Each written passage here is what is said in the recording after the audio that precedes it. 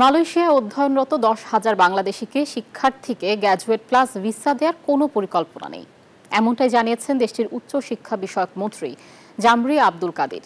এর আগে বাংলাদেশি শিক্ষার্থীর কর্মসংস্থানের সুযোগ দেওয়ার দাবি করেছিলেন কেদার উচ্চ শিক্ষা বিজ্ঞান ও প্রযুক্তির চেয়ারম্যান হাইম হিলম্যান।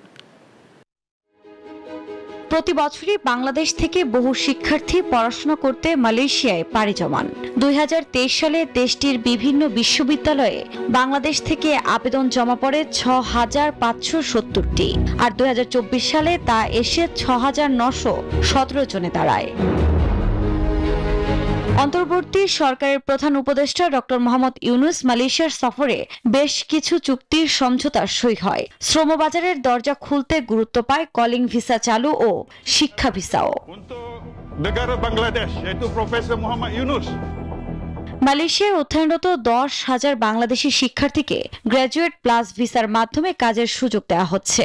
নিজের টিকটক অ্যাকাউন্টের 2 মিনিট 19 সেকেন্ডের একটি ভিডিও প্রকাশ করে এমন দাবি করেছিলেন হিরন আরও মিনারেল ওয়াটার মাত্র 50 পয়সায় প্রতি লিটার। কেদার রাজ্যের উচ্চশিক্ষা বিজ্ঞান প্রযুক্তি ও উদ্ভাবন কমিটির চেয়ারম্যান হাইম হিলমান আব্দুল্লাহ। অন্তর্বর্তী সরকারের প্রধান উপদেষ্টা ডক্টর মোহাম্মদ ইউনুস মালয়েশিয়া সফরের পর তার এমন দাবি গণমাধ্যমের শিরোনামে পরিণত হয়। তবে খবরকে ভিত্তিহীন বলে উড়িয়ে দিয়েছেন দেশটির উচ্চশিক্ষা বিষয়ক মন্ত্রী জামরি আব্দুল কাদির। এক বিবৃতিতে তিনি জানান, ডক্টর মোহাম্মদ ইউনুসের মালয়েশিয়া সফরের সময় এ সংক্রান্ত কোনো চুক্তি হয়নি। ডক্টর মোহাম্মদ ইউনুসের সফরের সময় 10,000 বাংলাদেশি শিক্ষার্থীকে কর্মসংস্থানের জন্য গ্রহণ করার বিষয়ে কোনো চুক্তি স্বাক্ষরিত হয়নি। এমনকি ডক্টর মোহাম্মদ ইউনুস তাদের কাজ করতে দিতে কোনো অনুমতিও চাননি। আর আমরা কখনো বলিনি রাজি আছি।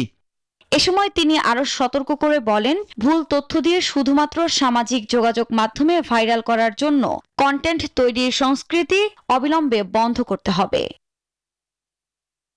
আফরিন মৌ, নিউজ 24।